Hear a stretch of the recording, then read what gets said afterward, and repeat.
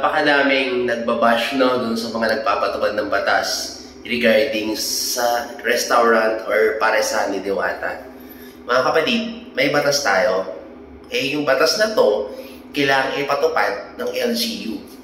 So, wag natin silang i-bash. Kasi pag hindi nila pinatupad yan, at may sumakit ang tiyan, ibabash din natin sila. Ngayon, ginagawa nila yung kanilang trabaho, ibabash din natin sila. No, kay Diwata, ako ay isang laos na motovlogger, Diwata. No?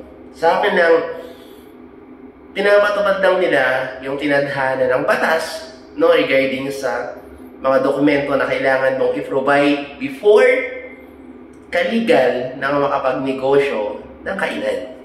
So yun lang naman po pinapatupad lang nila ang batas. So mag-comply ka na lang, huwag na lang puro reklamo. Kasi kaakibat ng pagsikat at pagyaman ay responsibilidad.